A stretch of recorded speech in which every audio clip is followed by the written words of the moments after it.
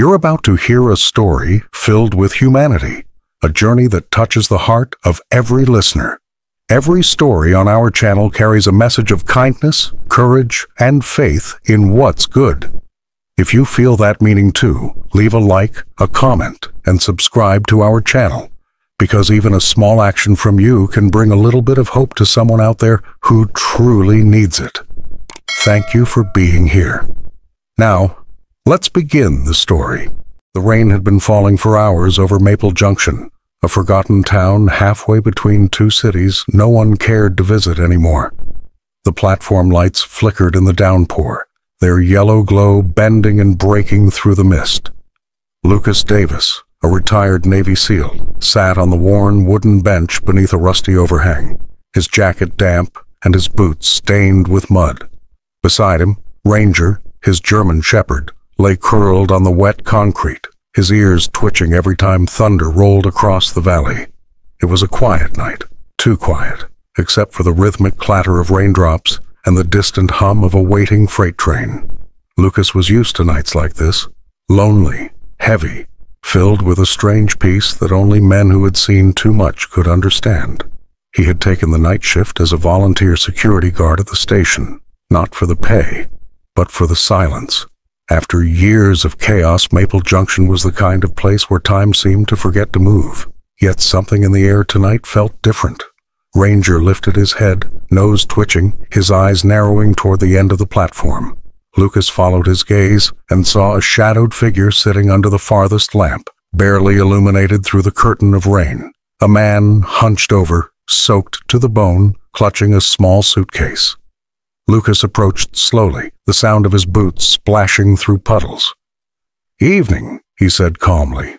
The man looked up, his dark eyes wary but tired. He was African American, probably in his 40s, dressed in an old overcoat and worn-out shoes. "Just waiting for train 12, he said softly. Headed to New Haven. His name, Lucas would later learn, was Marcus Reed. There was something humble in his voice, a kind of quiet dignity.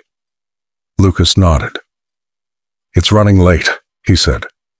"Everything's running late these days." Marcus chuckled weakly, then looked down again, rubbing his hands together to stay warm. Inside the ticket office, the muffled voice of Evelyn Brooks, the elderly clerk, broke the stillness. "Sir, wait a moment. This money. It's counterfeit," she shouted. The words echoed across the platform. Marcus froze. Lucas turned sharply toward the sound, his instincts flaring like they used to in the field. Evelyn stormed out, waving a bill in her hand. "You tried to cheat this station." Marcus stood, alarmed. "No, ma'am, that's real. I just got it from my paycheck this morning." His voice trembled, but his eyes stayed steady. The other passengers, a few drifters, a couple holding umbrellas, began to stare. Whispering followed, quick and cruel. Lucas stepped closer, his voice low but firm. "Let's slow down," he said, looking between them. Ranger moved beside Marcus, tail stiff, sensing his master's unease. Evelyn's face was flushed with anger. "I'm calling the sheriff," she snapped, hurrying back inside. Lucas could feel the storm inside matching the one outside. He didn't know who was lying yet, but he knew something didn't fit. As lightning flashed, Ranger's growl rumbled low, almost like a warning from the heart of the storm itself. Somewhere beyond the tracks, a distant whistle cried, Train 12 was coming, and with it, the truth. The sound of the approaching train echoed through the rain, a long metallic cry that seemed to slice through the silence hanging over the small station. The platform lights flickered once, twice, then steadied, casting a pale shimmer over the puddles that reflected the stormy sky. Marcus Reed stood still, his coat dripping, his breathing uneven as the accusation still hung in the air like the echo of thunder. Evelyn Brooks, the ticket clerk, emerged again from her booth, holding the suspicious bill tightly between her wrinkled fingers. "You think you can fool me," she said, her voice trembling not from fear, but from the righteous anger of someone who had spent too long mistrusting the world. "This is fake. Look at the ink. It's all wrong." Marcus raised his hands. palms open. "Ma'am, I swear that's my paycheck money. I just came from the plant in Oak Ridge. I've been saving every cent." His voice was steady, but his eyes betrayed exhaustion, the kind that came not from a long journey, but from a long life of being doubted. The few passengers nearby began whispering, glancing toward him as though guilt had a color, and they could see it. Lucas watched the scene from a few steps away, his instincts sharpening. The way Marcus stood, not defensive, just weary, told him this wasn't the posture of a liar. Ranger sat beside his master, ears up, eyes locked on Evelyn's shaking hands. The dog gave a soft growl, not at her, but at the tension itself. "Evelyn," Lucas began, his voice calm, cutting through the storm. "How about we call the sheriff and check things properly before we start making claims?" The woman turned sharply, eyes flashing. "You think I don't know my job? I've been here 30 years, Mr. Davis. 30! I've seen all kinds pass through, men with stories and excuses just like his." She pointed at Marcus, who lowered his head slightly, as if the weight of every similar accusation before this one pressed against his shoulders. Lucas exhaled slowly. "Then let's make sure this story doesn't end the same way." He took a step toward Marcus, his boots splashing through a puddle. "Mind if I take a look?" Marcus nodded silently and handed him his wallet. Inside were 2 more bills, crumpled but clean. Lucas examined them carefully under the flickering light, rubbing his thumb along the ink. He noticed faint water damage, the kind that came from someone working long hours in humidity, not from a printer. Something didn't add up. Before Lucas could speak, headlights appeared beyond the tracks. The sheriff's car rolled into view, red and blue lights flashing weakly in the rain. Evelyn crossed her arms triumphantly. "Now we'll see who's lying." Marcus looked toward the ground, his jaw tightening. Ranger stood, tail rigid as if sensing that something wasn't right. As the sheriff stepped out, Lucas caught a glint of something on Evelyn's counter inside the booth. A second bill, identical to the one she was holding, but with her name scrawled faintly in pencil at the corner. His mind clicked like a rifle bolt. He didn't say a word, but his eyes met Ranger's, and the dog seemed to understand instantly. This wasn't just a misunderstanding. It was a setup waiting to be exposed. The rain kept falling, cold and relentless, as the truth began to shimmer beneath the surface like a reflection in a puddle, waiting to be disturbed. The sheriff's boots splashed against the puddles as he stepped onto the platform, his hat dripping with rain. He was a large man named Sheriff Dalton, with a stern face and eyes that had seen too many petty crimes in too small a town. "What's going on here, Evelyn?" he asked, his voice cutting through the storm. Evelyn straightened her soaked jacket, clutching the suspicious bill as though it were her badge of honor. "Caught this man trying to pay with fake money," she declared proudly. Marcus stood motionless beside his suitcase, shoulders hunched under the weight of the accusation. "That's not true," he said quietly. "I've never stolen anything in my life." Dalton frowned. "All right, everyone calm down." He took the bill from Evelyn, squinting under the flickering platform light. "Hard to tell in this weather." Lucas watched closely, arms crossed, rain dripping down his sleeves.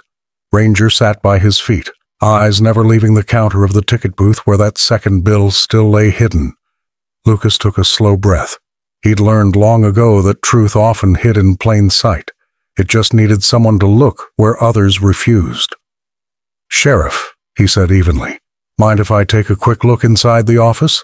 Might help clear things up." Evelyn's expression changed. Just a flicker, but enough. "There's no need for that," she said sharply.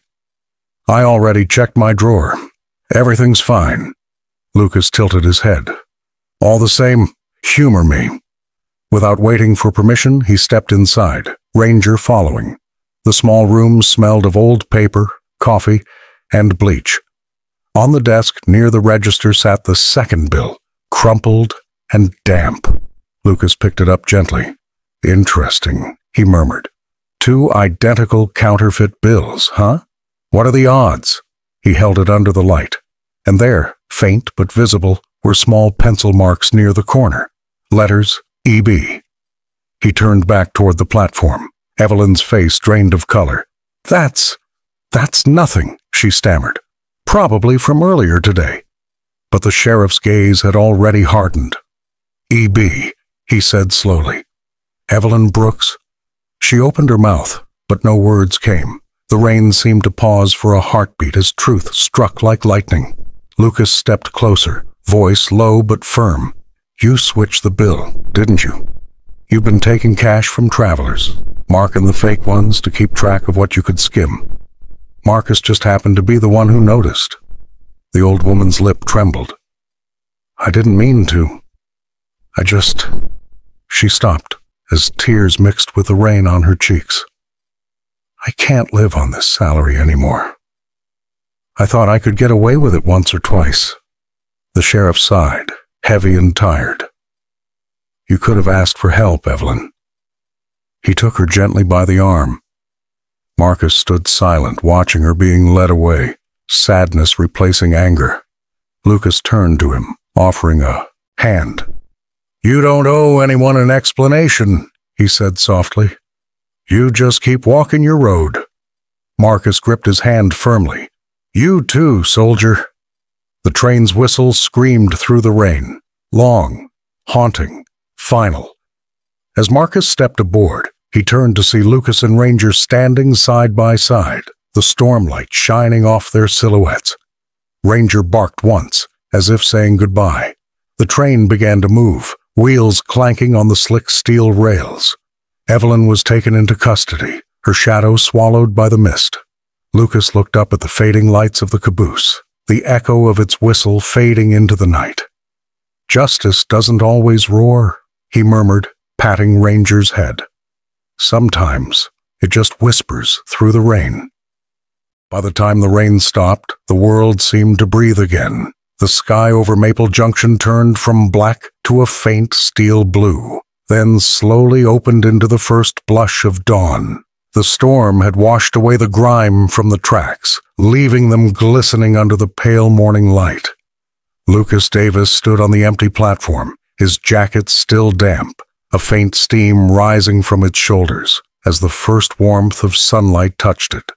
Ranger sat beside him, tail flicking gently, watching the sunrise as though he too understood that some nights changed people forever. The old clock above the station read 6:03 a.m. The last echo of the night train had vanished long ago, leaving behind only the scent of wet iron and the quiet chirping of sparrows. Inside the small ticket booth, the light was off. Evelyn Brooks had been taken away hours earlier, and her absence left the station strangely hollow. A small note remained taped to the window in her shaky handwriting. I'm sorry. Lucas looked at it for a long moment. He didn't feel anger, only the heavy sadness of knowing how far desperation could push a soul. He sighed, turning toward Ranger. Even good people lose their way sometimes, he murmured. Ranger's ears twitched at his voice, and he nudged Lucas's hand softly, as if to say, but they can find it again. A soft voice came from behind. Mr. Davis? Turning, Lucas saw Marcus Reed walking toward him, suitcase in one hand, a cup of steaming coffee in the other. He must have gotten off the early return train. I couldn't leave without saying thank you, Marcus said.